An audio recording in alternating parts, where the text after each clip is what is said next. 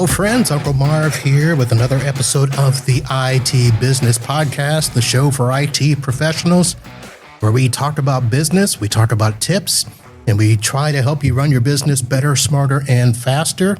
This is the Wednesday live show, and I've got a special guest that is actually here in studio, and he's over there, but I wanted to do my little intro here and make this look like a studio and try to do the show here. It has been a great week here. I don't have a Ubiquity update. I think some of you are getting used to me every week coming on and talk about Ubiquity and what I've done new, although I did send a quote. So we'll see how that goes. This one is just going to be taking over some cameras for a not-for-profit. It's going to be about 25, 26 cameras. So that should be good. And had a little fight with an ISP today. That was interesting. A customer had closed down an office, and they have 36 phones that are now no longer needed. And they thought they would have to be sent back. And the account manager there said, no, you guys are done. Just do whatever you want with the phones, resell them, donate them, blah, blah, blah. So as I went to go start resetting the phones, they were Polycoms, so I know how to factory reset those. So I would reset it, turn it back on, and all of a sudden the phones would phone home back to the ISP, which is Windstream. So I'm going to call them out, although they're not really Windstream anymore. They just merged with a company called Unity. So I don't know what's going on there. So I had these phones, wiped all 36, started hooking them back up, and they started phoning home and reconnecting to the Windstream network. They're part of a system called Office Suite, and they are hard configured somewhere. And so I opened a ticket, said, hey, I need these phones wiped. And they were like, oh, yeah, that's fine. Send us the MAC addresses of the phone. And my first thought is, they're in your portal. You see the MAC addresses. You see they're assigned to the site. Oh, no, we need you to send them to us. So I actually go into their portal, download all of the phones, the MAC address, whatever else came with them, uploaded the Excel spreadsheet, and they said, okay, got it. Thank you. We'll have this done in about an hour. So 4 hours later, they send me an email saying that, oh, no, we need to get approval from the primary account person in order to remove these phones. And I said, are you kidding me? So first of all, I am one of their primary account holders. I'm a partner with Windstream, and I wrote them back and told them all this. I'm like, you have our permission. I even sent them the email from the account manager that said, yeah, wipe the phones, do whatever you need to do. So as soon as I sent that email, I thought, I'm not going to hear from them for a long time. 5 minutes later, my phone rings, and it's a representative from Unity, not Windstream, that says, in order to have these phones removed, we actually need your account manager to put in a partial disconnect order for this account. And I told them, I said, the account's been disconnected for 2 months already. But just because it's physically disconnected doesn't mean it's disconnected. It still shows up in the portal. My client is still paying for internet service, 36 phones for this office that has been closed for 2 months. And now if I want to get phones wiped, they actually have to put in a partial disconnect so I can do the phones. And I said, well, why don't they just do a full connect or disconnect, because they're not there. So that's a whole nother story. I'll hopefully hear from the account manager tomorrow, and I'll give you an update on that. But that's not why you came. So let me go ahead and do a little bit of trickery here and bring to the stage, there it is, Matthew Mulcahy out of Miami, Florida. He's started a new MSP called MSP Cyber. I'm going to take my headphones off so you and I can talk like normal people now. So, Matt, welcome. Thank you. So here you are. Back again. Yep. And for those of you that don't know, Matt was actually here in studio last May. Is that when it was? Yeah. I researched. Time flies. Like May 13th. And you were working for a company called ProSource. Yep, an MSP out of Orlando. Out of Orlando. You were there at the time 8 years. Yep. Doing their development work, helping them go out, get money, talk to clients and all that stuff. And then you said, you know what, I can do this myself. Is that how it went? Yes. Let's just keep it at that. Okay. But yeah, just kind of, an engineering background and an obsessive compulsive need to do things my way. Yeah. And, learn the hard way or, figure it out myself. And through the business development venture. And, I was always a person that liked to fix things. Right. And whether it was on the technical side and then being a sales engineer, that's all I ever wanted to be, was like a sales engineer. And hey, here's our problem. Okay. Here's how we should fix it. Let's sell it and fix it. And well, that took me a lot further than I thought it would. So then I had, sales reps, BDRs under me, marketing people, marketing vendors, which we should talk about because it's one of the main reasons I started this. And at one point, kind of overseeing everything. Right. And if you're doing everything, you might as well run the whole show. Well, there you go. All right. So let's start off with some basics. Now, I kind of took this as an opportunity to say, okay, here's somebody starting an MSP in 2025. So I started mine 28 years ago, back when it was super easy. Just,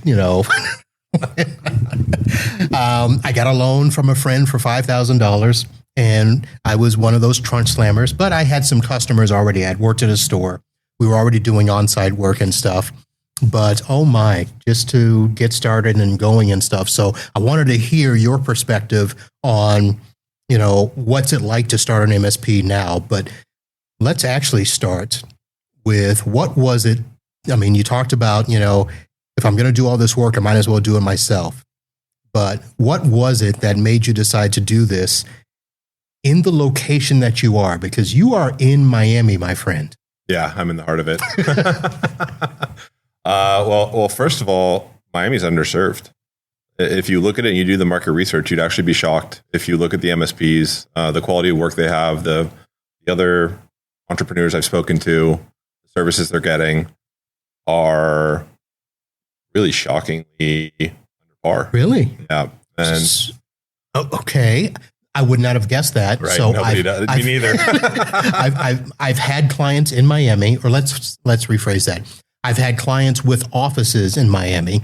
I did have one that was out near the airport. That was too far of a drive for me. Mm-hmm. I had my last one was at the Glades interchange, and that's where I'm like, that's as far as I'm going to go. Border. And I had a couple literally right downtown.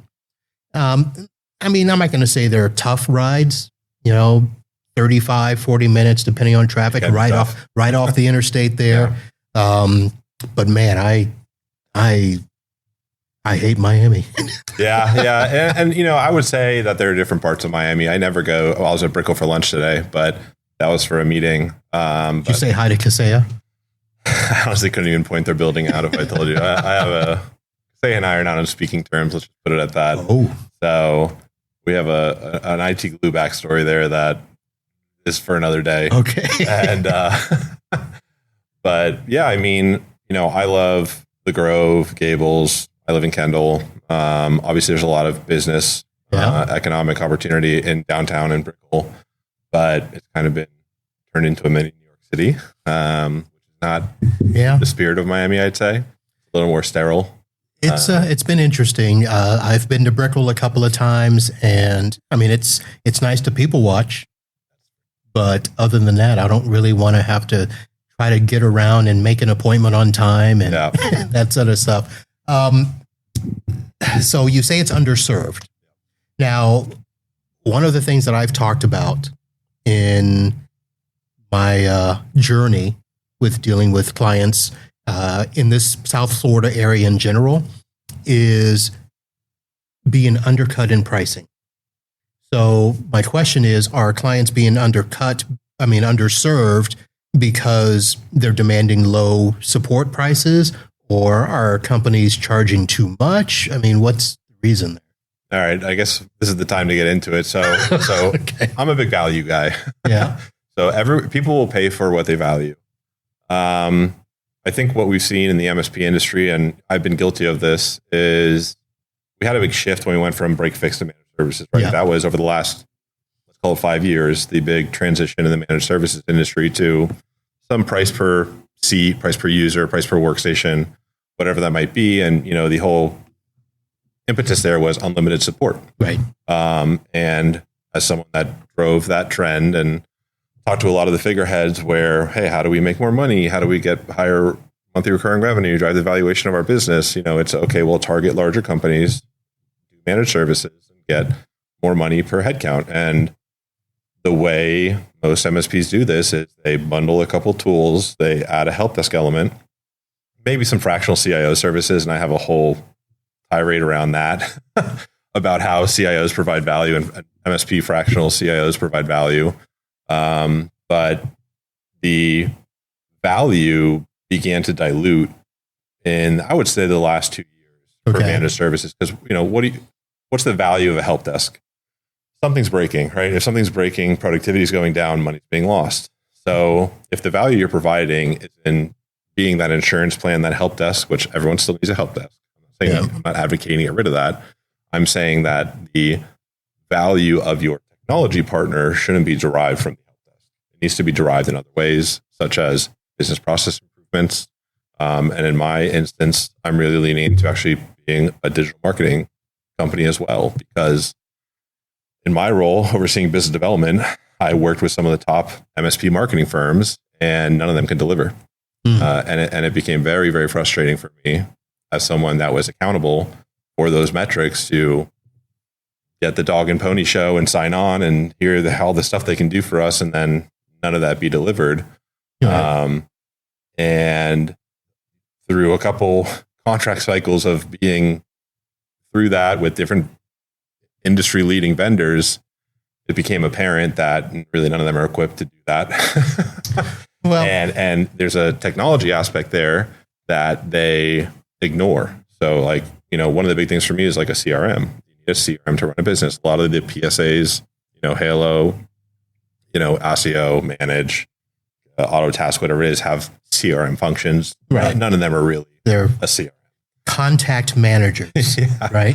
Exactly. Okay. So, bouncing around these marketing companies, one of the things they do is you have to use our CRM, you have to use a CRM, and you end up in the CRM ping pong, going back and forth and never really getting consistent value from your technology. Okay. Right? And us as an MSP and a fractional CIO should really be looking at an entire ecosystem of technology for ourselves and our clients and understanding how is that technology impacting the broad use cases across the entire business, and not just, okay, you're my help desk, right? It's like looking more strategically from an orchestration standpoint, understanding how things are flowing through the business, where there's opportunities for automation.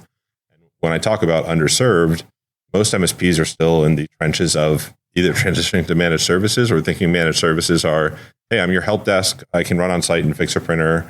And we meet quarterly for a QBR. And they value them. They bring a bunch of reports and they say, look at all these tickets, look at all these metrics. And that's kind of where they end. Right. And for me, that's where it should begin. And you should be beyond that and providing value beyond those types of things. And when you talk about pricing, you have to pay more. But if people are seeing more value, they don't have a problem paying more. Right. Well, I think when you talk about help desk and everybody's kind of stuck there and they're looking at the help desk in a reactive mode as opposed to the proactive mode that we've tried to convince people that we're doing, then we start outsourcing help desk. Help desk is outsourced. Trying to lower that cost and stuff. And I'm not saying that there's anything wrong with it, but when you're doing that, you're actually, to some degree, lowering that L1 role because you're trying to reduce those truck rolls. You're trying to reduce all that stuff where, I don't know how much you and I mirror our business and stuff, but, I don't have a help desk. Right. I still go see clients. I try to get out of my office. That's where your time should be spent. I'm a big believer in owner-led sales. Mm-hmm. So every minute you're spending not doing that is, not a minute wasted, but you're diluting your value because No one can sell like you. No one's going to have the energy, the enthusiasm, the drive or commitment to your business that you have. And whether you hire a salesperson or whether you're just stuck in the weeds of supporting things day over day, your growth is going to suffer. So, all right. So you've found this niche of underserved stuff. Now, in terms of actually starting your MSP, where did you think the ground level would be with, making that jump and making sure you have everything that you need to deliver that service? I was very methodical about not starting too fast. I was very lucky. I have a wife. She works, she's got insurance for both of us now. Okay. So I understand I've been very fortunate in terms of my situation and the time at which I started this. I have, some benefits other people might not have that gave me a little more grace to take my time, honestly. It's not that I wasn't working any less because I was sleeping way less and working a lot more. Right. The stress was crazy initially, just kind of, because the second you decide to start, it's like a laundry list of things that only I can do. Right. And it's not like you're waiting on vendors or you're waiting on somebody else. Like you were talking about, I'm waiting for this vendor to get back to me. It's all on me to move the needle. Right. So, that out of the gate piece was important. And I knew early on, I had to provide more value than my competitors or peers.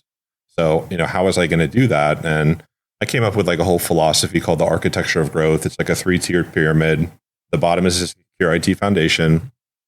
And I want to talk about that for a second because in the industry, the whole mantra for the last couple of years, and I've been in True Methods, Gary Pica, I've been in a couple of the Manage Evolve peer groups. Okay. I've been in the Galactic peer groups, Galactic Advisors out of Nashville.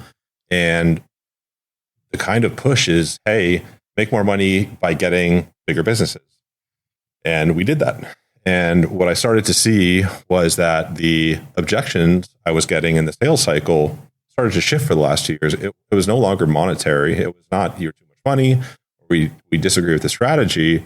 It was, hey, we agree with everything you're saying, right? Our other IT provider is not meeting our needs. There's too much friction, all these different things. But to make all these changes you're proposing is going to cause too much organizational strain. Okay. And it's like, okay, well, you need to make all these. You're agreeing.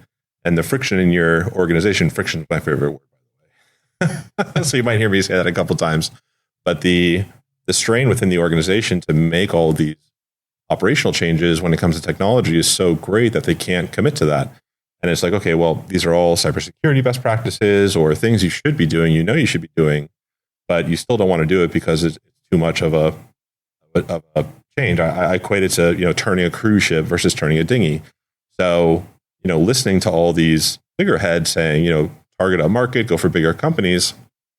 Well, my whole philosophy is get it right from the get-go. And, the risk is much higher and the churn is much higher with the smaller, sub 10 user companies. But what's the lost opportunity cost for those customers and those clients if they have a mishmash of technology going from 5 to 20 or 5 to 30 employees and dealing with all that strain through those growth stages, as opposed to getting it right early stage, onboarding clients or onboarding employees, and the way they work is the way they work for the rest of their, life cycle there. And for me, the opportunity cost there is so high that I think businesses are now investing more early stage into their technology where they really couldn't afford managed services previously. Right. Do you think that is partly because the generation that's coming up is more technical 100%. And they understand that they have to embrace 100%. it? Okay. Yeah. Especially with AI now. And all these new founders and a couple of my clients are my age, younger, and they want to know how they can use more technology. They want to know how they adopt AI faster, right? They want to go. And they understand cybersecurity more. They understand the risks that it poses to their business. Are they going to go? And what I tell everyone is, someone tells you you're going to be 100% safe, run, right? Anyone sensible knows you can never be 100% safe. So it's just about, what is your risk tolerance? And everyone's risk tolerance is different. Right. So, where are your economic factors? Where's your risk? And kind of balancing that and getting it to a place that you're comfortable with. Okay. So your foundation is set. What's next? Scalable systems. Scalable systems. So now, let me ask you this. Does that mean your stack? No, the stack is in in a sense, like Okay. Operationally. So for me, I have a video coming about this, CRM is HubSpot. I'm a HubSpot consultant. I'm in the HubSpot partner program. I run a HubSpot for myself. 4 of my first 6 customers are HubSpot consulting deals. 2 are reimplementations. But where that's not a part of the channel. But it goes back to how are you deriving value from technology? Okay. And where people want to see efficiencies, where they want to see operational improvements are in sales and marketing. So, how are our sales cycle? How are we managing deals? How are we tracking revenue? How are we tracking sales generating activities? How are we building lists, data mining, those different things? And, I got this experience because I went from the engineering side to the revenue side of the business, and I had to figure this out. And then I hired marketing firms to do it for us, and they couldn't do it for us. So I figured out how to do it. So, it was kind of a learn out of necessity type of scenario. Right. And everyone needs to be doing this if you want to grow a business. It's not, a matter of if, it's a matter of when you want to make these investments. But for the clients that do and want to grow rapidly, these are kind of necessities to operate efficiently. You need a good CRM. So if the stack is just a part of it, CRM is what you're putting at as kind of like the starting point. The front end. What else follows? So that's where it starts to, diverge, I would say. So for me, it's Halo. I'm a Halo PSA guy. So it's HubSpot, Halo, QuickBooks Online, kind of my 3 core tools. And I have an entire Miro topology I'm going to release to show everyone my actual topology of my business. But those are kind of the 3 core, call them pillar tools that run the business. That's not what we're taught. We're taught to start with the RMM first. I don't even use an RMM. I use Intune. All my clients are on Business Premium and they use Intune. There you go. All right. You can't hot patch with an RMM. You can hot patch with Intune. I don't use my RMM to patch. Full disclosure, I have an RM, but I use another product to patch. But the tool sprawl gets crazy in MSPs. Yeah. I was so guilty of this. We used to have a leadership team of 5 people. We were all engineering focused. The groupthink it wasn't toxic. It was dangerous because we all agreed with each other and we wanted the best tool for the job in every single scenario. Yep. I was super guilty of this. Now I'm like in the opposite. I'm on the other side of the bell curve now. Less tools. Okay, it's not perfect. Does it do the job? Does it mitigate the risk to a point that is sensible? And does it provide value? Okay. So CRM first. So you got Halo, and then you've got scalable stuff there. HubSpot.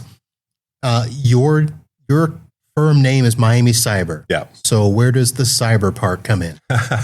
So it's everywhere. Cybersecurity is fundamental these days. Like we were talking about, these new generation of entrepreneurs and founders, and not even new generation. I'd say it's beginning to seep into everyone that they know they have to address it. And I'm big on education because, like I said, you'll never be 100%, but you can educate yourself on what your risk is, what your unique risk is within your company.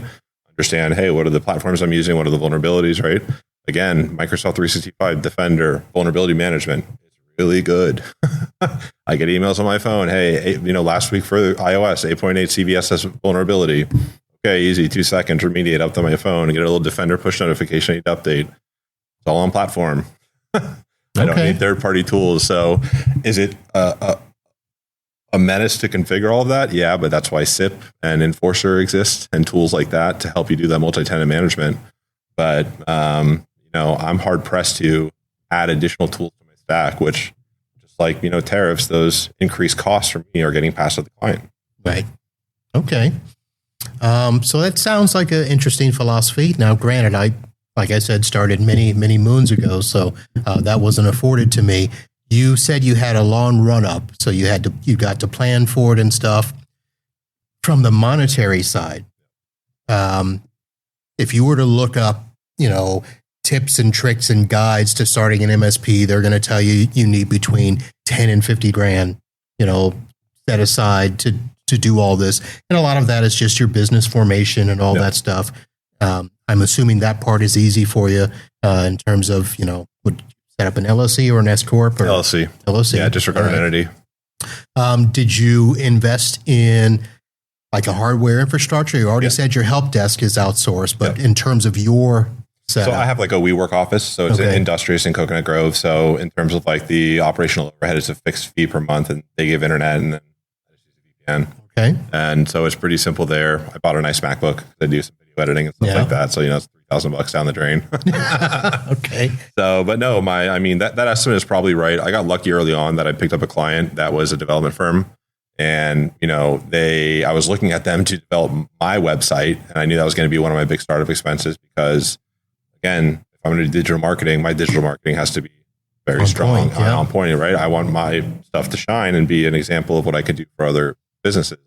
So, I was looking at a 40-page website build. 40? Yeah, long tail SEO. So 36 different keywords. Backers. Yeah, so it's up now, MiamiCyber.tech. I have to go look at it because I think most of us start with 5. Yeah, so, but that's, you have to, SEO is a long play.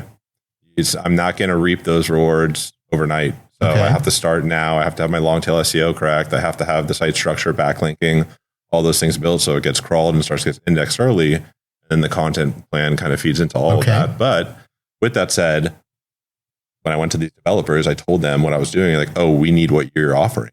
So do you want to trade? So that was a huge expense relief for me that I could spend a little bit of time. Well, not a little bit, it was quite a bit actually.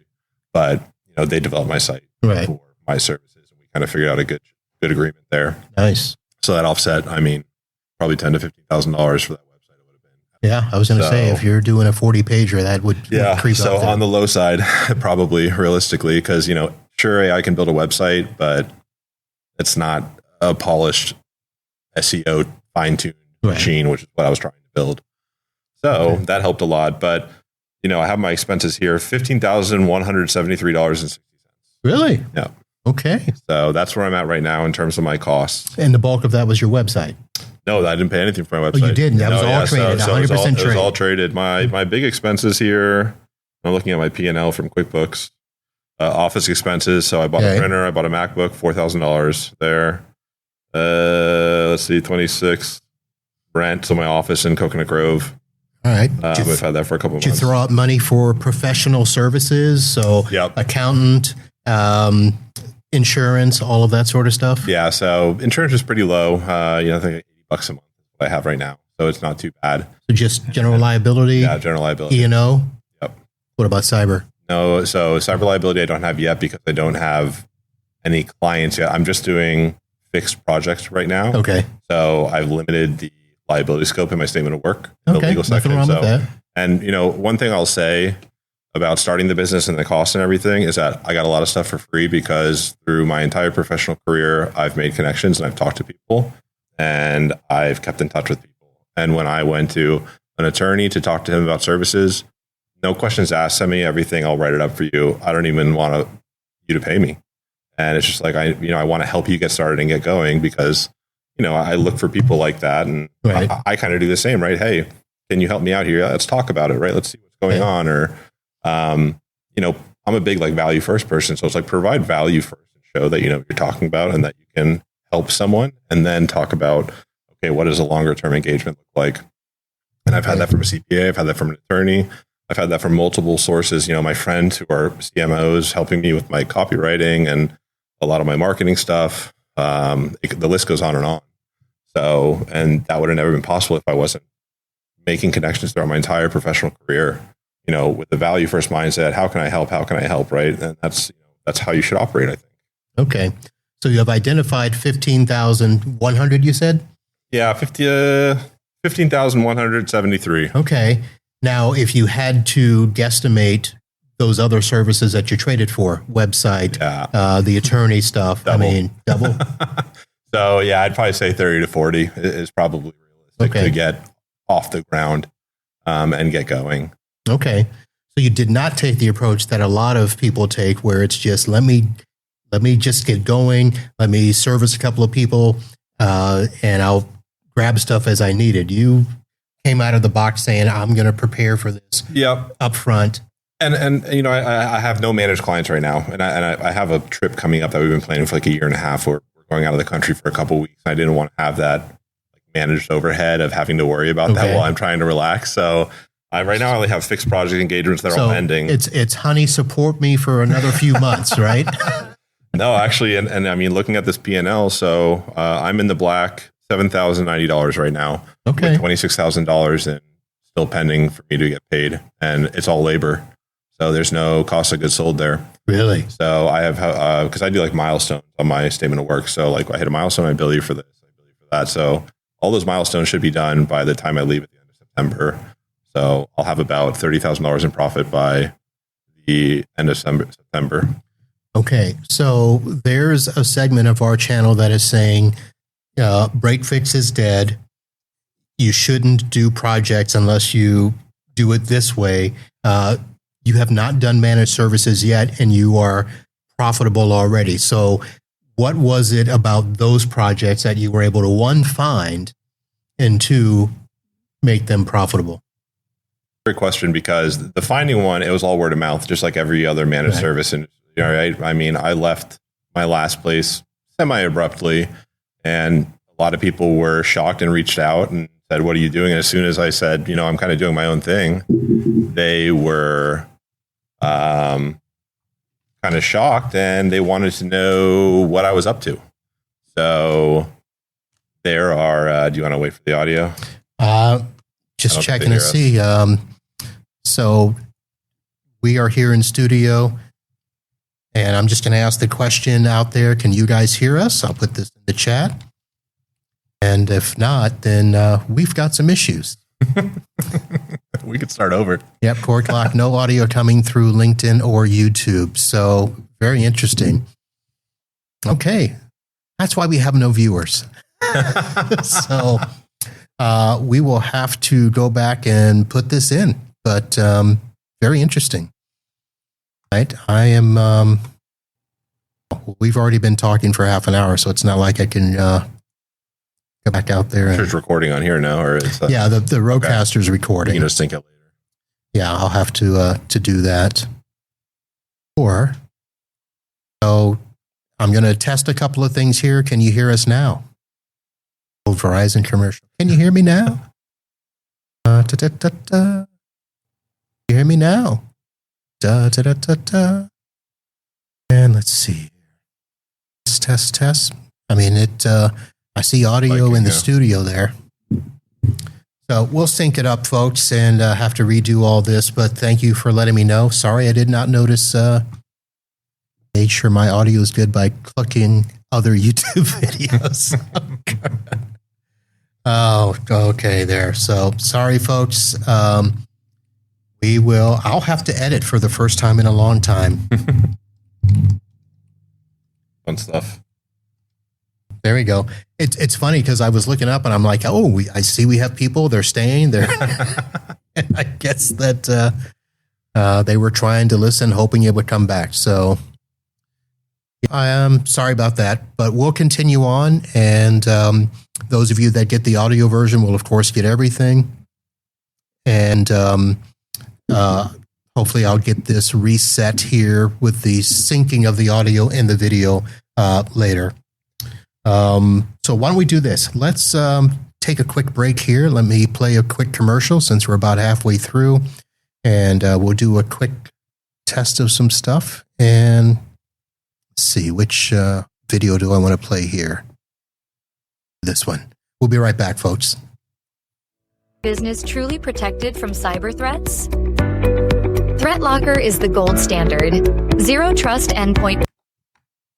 ThreatLocker blocks everything that is not explicitly trusted, denying all applications and scripts from running unless explicitly allowed. And that includes ransomware. Easy to deploy, easy to manage, and backed by a 24/7 support team that is lightning fast with response times around 60 seconds. Stop cyber attacks before they start and sleep easier at night. Click the ThreatLocker link in the show notes and start your free 30-day trial today. Lock down your endpoints and say goodbye to ransomware. Be sure to check out our other amazing sponsors. Check out their links in the show notes or visit www.itbusinesspodcast.com/sponsors. And a special thanks to our incredible listener supporters whose monthly contributions help keep this show running strong. We truly appreciate each and every one of you for being the backbone of the IT Business Podcast. All right, we are back, and I did hear, or I did see in the chat that people said you can hear the commercial, and that's probably because I have the video and commercial uploaded in the studio. And I did do a quick unplug of some stuff here. So we're just going to do a quick check to see if you can hear us now after the commercial. Typing slowly. Can't see the screen because I am blind. Let's see if everybody stayed. Corey. I'll fix it. Nope.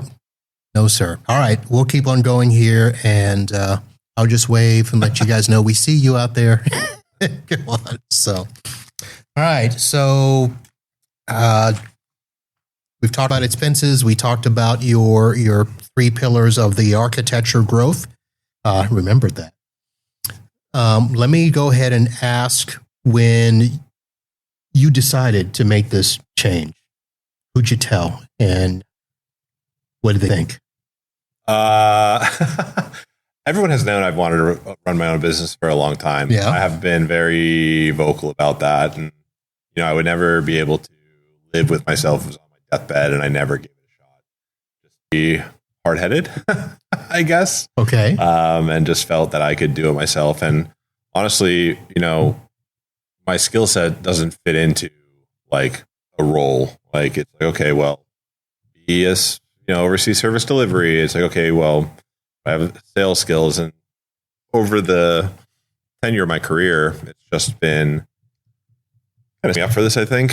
And some things transpired that happened a little earlier than I thought, and the stars kind of aligned in a way. And I was looking at potentially going to work somewhere else, and I just didn't feel right going back to work and having the opportunity in front of me. So just decided to seize it. I mean, my wife obviously knew first. And the was, 6 months to see $1. Yeah. Was kind of our handshake agreement. And, that changed really quickly within like 2 months. So since then, it's just been really just breakneck pace of just trying to do this and really looking past when I get back from this vacation to start my managed clients. And I already have 3 of them lined up. So It's just kind of setting up my managed help desk. Obviously, they're offshore.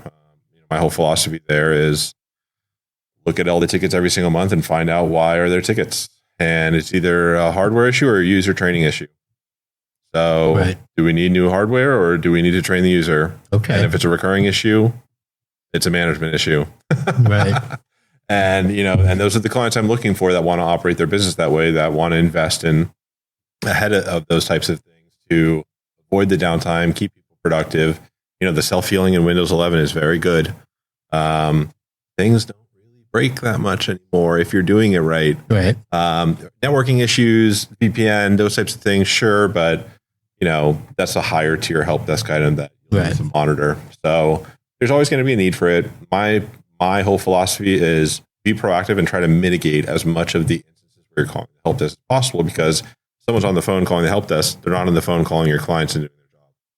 So let's try to apply philosophies and strategies that can be proactive and mitigate that early on, before you're 30, 40 employees, when your tech is a mess and your house is on fire and you're begging us to come in there and save it. And it's going to take a lot longer to apply those strategies, and apply all of those different things within your organization to start to drive those ticket volumes down. Gotcha. That's what I've been doing for the last 3 years. Interesting. So, I mean, you've obviously looked at this from the perspective of the client and stuff, but pointing it back towards you. So you made the deal with the wife 6 months. Yeah. And you talked about 2 months, everything going good. Did you lay out a 6-month plan, a 1-year plan, a 5-year plan? How far did you look down the road? 135. So okay. I'm an entrepreneurial operating system guy. So EOS. Called Traction. So I sat down, I spent the time to build out my VTO, Vision Traction Organization, my accountability chart. Obviously, I'm the only one accountable for all of it. So, it's fun putting your name in all the boxes, but just to segment it, to start to build a strategy, to start to, okay, if I hire this role, these 3 boxes are going to go here. If I hire these, it'll go this way. So what I have right now is 1 year, which is, I'm really counting it starting in 2026 as $1 million. And then 3 years, 3 million, 5 years, 5 million is what I have now. If I hit 1 in 1, I'll probably beat the 3 and 5 year expectation because that's crazy growth for year one. Yeah. Because I'm kind of not counting this year really. I am, but it's like I'm not really pressed as hard as I could press. Okay. So that's kind of my approach at the moment. Do you have a breakdown as to how much would actually be managed services?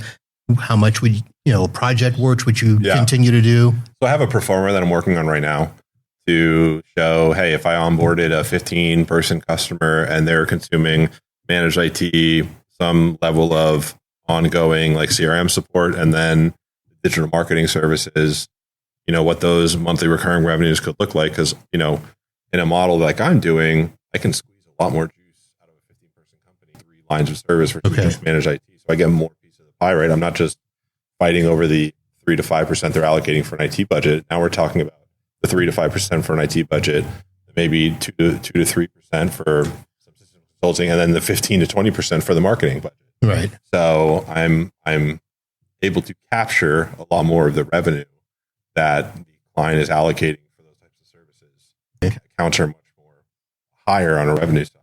So I'm working on my performer right now, my cost of goods sold, and all of that for all those specific service offerings. I plan to have be done by middle of the month because I have I'm looking at potentially taking investors. So really private equity after all this channel equity. has been through. what I've heard from a lot of people, and it's funny you talk about private equity. I have a trending hot comment on Reddit right now on the Huntress Q&A. That's the first one because it was about private equity takeovers and how, that's kind of the kiss of death. And I kind of put their feet to the flames and got a great response from, I think, Chris. I can't remember who the one I don't think I didn't see the response. I saw the post and I was like, it shot to the top. I'm like, ooh, and he's coming on the show. I read it today. I haven't had a chance to kind of digest and respond to it yet. I'll get to it at some point. But, what I've talked to some very successful people in the M&A space and the capital space, and, all of this is with my own money. So they all say OPM, other people's money. So I recognize that, and I'm looking at potentially hiring a managing partner or like a founding partner by the end of the year. Silent? TBD. Okay. So because that is an option. You just get a silent partner to help, with the funding aspect. Right. So there's a lot of options, and that's where I'm at right now. To kind of really catapult me forward is an option, or I can just kind of keep on the pace that I'm on and take on people at the pace that I can and get to the point to hire someone else and then try to kind of go, or I can take on capital and then hire a couple people and then say, hey, you're in charge of this and let me do what I do well, which is sales. And I think of the trap a lot of MSPs fall into is the owners get stuck in the slog of being the owner and the help desk and the tech and the engineer. And we're all engineers by trade. And the first thing that's going to suffer is not the engineering. That's the thing that's going to take priority. Well, that's what we're good at. Right. So the business side is what's going to suffer. And then we complain, why can't we get more business? Or why are people complaining all the time? Mm-hmm. So I need an account manager. Shut these people up. But with like EOS, there's KPIs on a weekly, monthly, and quarterly schedule that you need to be looking at and meeting to drive and back into your goals, your 1, 3, and 5 years. So it's like, okay, who's going to be accountable for these goals? I know what I'm accountable for from the growth perspective and the goals and the metrics that I have to hit. But how do I backfill people in these positions that I trust to exceed expectations? Honestly, right? A meeting would be great. Exceeding is what I want. And make sure they're culturally aligned, because culture is everything in EOS. And I've seen it firsthand, the impact EOS can do. I was outsourced to a company, an electrical engineering company, power grid engineer, I can say it. And they went from 50 to 350 employees in 3 years. And, I reported directly into the president, and they credited a lot of that growth to EOS and the structure it adds to the organization, because to be able to scale like that and keep the wheels on the bus. Right. Well, where you need a system. When you know where the next peg is supposed to go, it makes it a lot easier. Oh, yeah. So, all right. So I guess we should probably clarify, even though you're based in Miami, you're already talking about projects that are not in Miami. So you're not directly competing against other MSPs in the space, even though you talk about Miami being underserved. But when you do go in and have to compete against these other MSPs and stuff, from my perspective, what I've had to go up against. The MSPs that are trying to charge that $200 to $300 a seat and be, all in one to everything. And then the ones that are below me that are charging 95, 75 and stuff like that. Where do you see your company in terms of how you deal with that market? So I think, and the $200 to $300 seat, right? I've sat with these consultants. I've seen the structure that goes into those type of seat prices, and it's, advanced tooling, a lot of tools, generally in compliance spaces. Right. A SOC SIM is probably part of it because there's a huge human capital element with running a SOC that drives costs up. I want to sound egotistical, but what I'm offering is not the same. Okay, not apples to apples. Yeah, right. It's not apples to apples because, what MSPs are consulting for CRMs and helping you drive sales and marketing operational efficiencies. What MSPs are doing your digital marketing and content creation.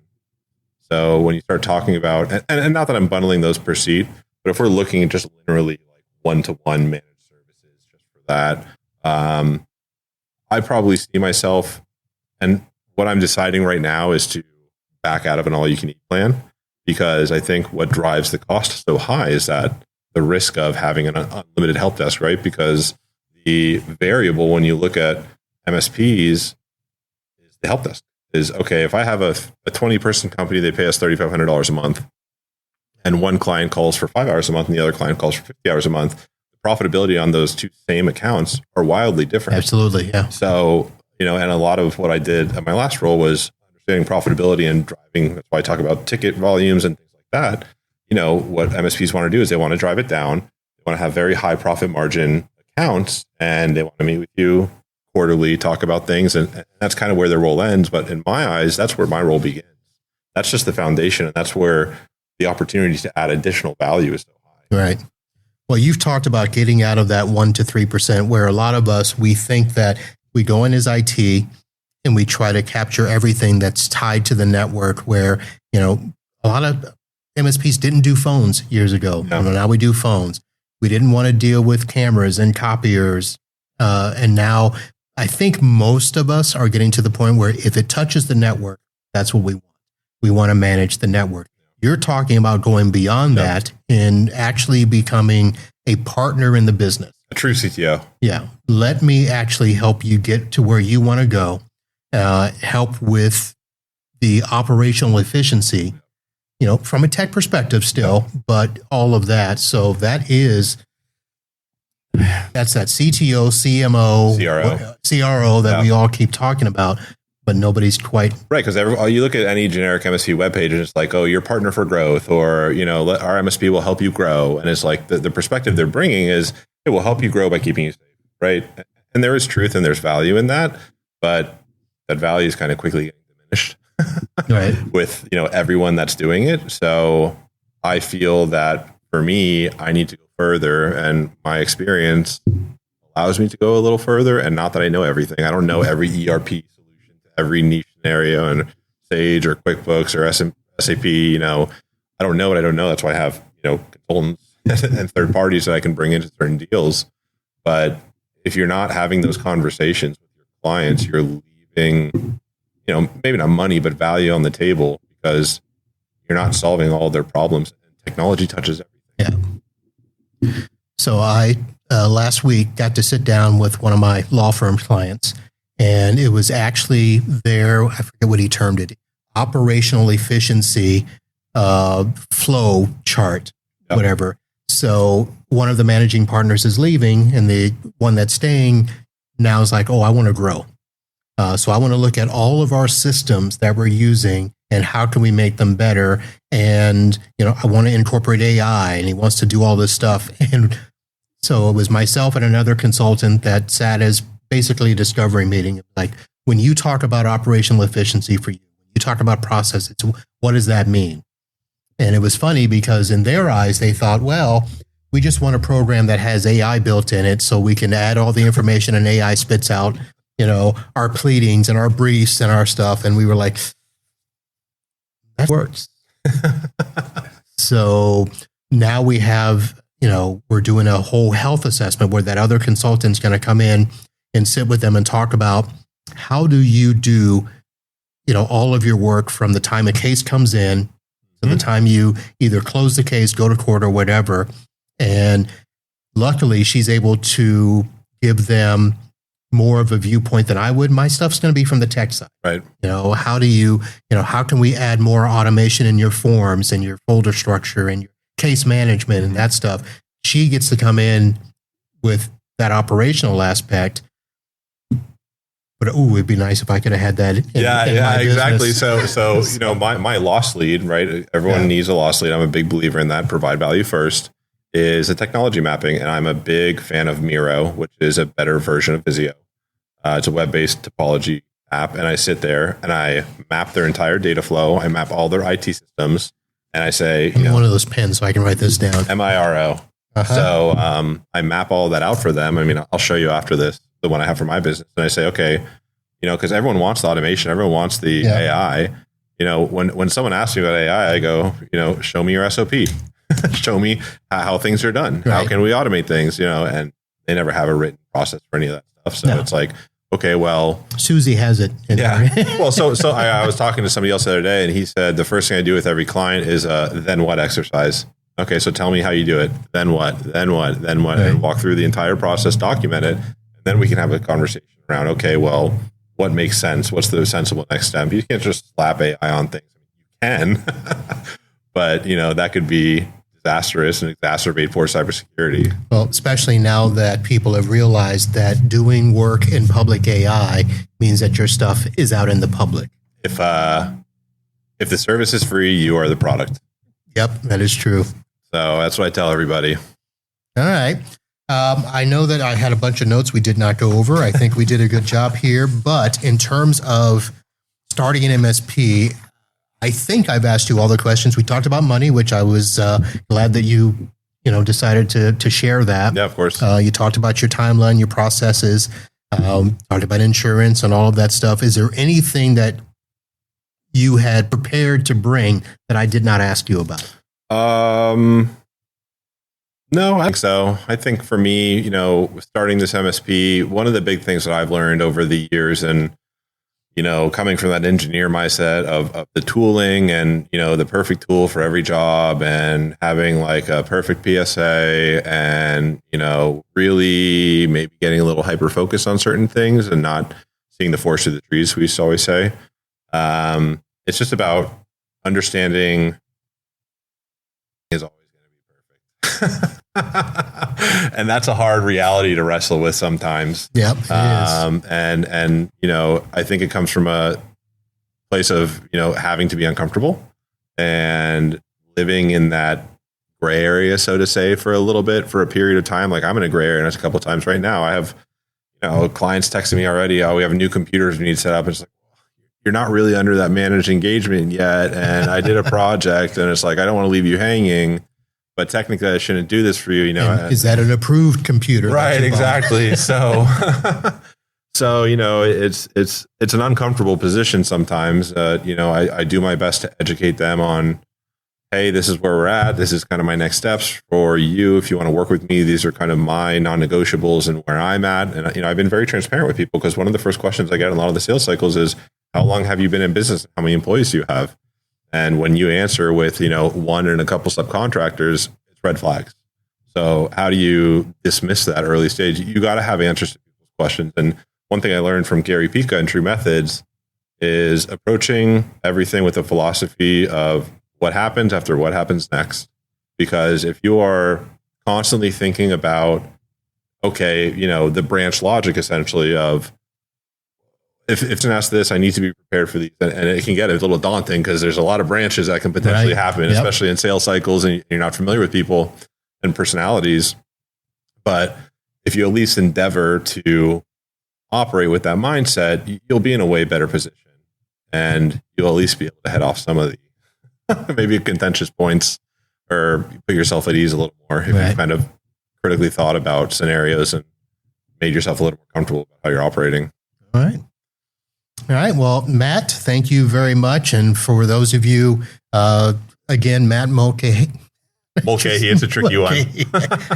Well, I'm sitting here thinking they can't hear us, but at the We can same dub it time, in later. Miami Cyber, Yep. and actually, you know what? I have to apologize. I didn't make your grand opening last month or this month. Oh yeah, 2 weeks ago, right? Yeah. It was a good time, but yeah, I mean, hey, 2 of my clients are MSPs. There you go. Because I grew an MSP and I know the MSP challenges and I know product stacks and I know kind of managed services. So not to plug myself, but we'll ask you afterwards and see if I know who they are down there. No, none of my clients are in Miami. They're not? Okay. That's, you start a whole locally, really locally focused business to try to drive that. And then, it's just funny how things happen. I was having lunch today and someone was like, it never goes how you think it's going to go. Well, of course not. Of course not. So, all right, folks, Matt's information will be in the show notes. He'll have a guest page on the website. So if you've got questions, you like what he's talking about in terms of how to frame your business, whether you're just starting or maybe you've been around a few years and you're like, what I'm doing is not working, but that sounds pretty cool. Reach out and say hello and see how it's going. For right now, let us go ahead and talk about the latest Florida man story. Tonight's headline is out of Central Florida, and another chilling reminder about wildlife encounters that can take a dangerous turn. I will have a link to a video that I will show you, but a Florida man was attacked by a black bear outside his Apopka home in the early morning hours. It was actually last week, but we just got the video out there. It was captured on his Ring doorbell, as I said. It shows Alexander Rojas stepping outside, attempting to scare off 2 young bears that had wandered into his yard. But his shouts only prompted a bear to lunge at him. And we actually just miss on the camera the bear attacking him. So we don't get to see that. But he suffered injuries to his forearm, requiring stitches, and facing possible nerve or tendon damage. But he managed to fight off the bear and escape back into his home. And the Florida Fish and Wildlife Conservation Commission came out. They set a bear trap on the property and emphasized that while bear encounters in Florida are increasing, such attacks remain rare. And the biggest warning is if you spot a bear near your home, don't attempt to scare it off. Retreat indoors and contact wildlife authorities immediately. So I will grab that Ring doorbell camera and put a link to that for you on the show. That is going to do it. Again, we will sync up the audio as best as possible to get this out. But those of you that watched, whether it was live or Memorex, thank you very much. For those of you on audio, you're good. But that's going to do it, folks. On behalf of my friend, Matt Mulcahy, have a good night, folks. We'll see you soon. Holla.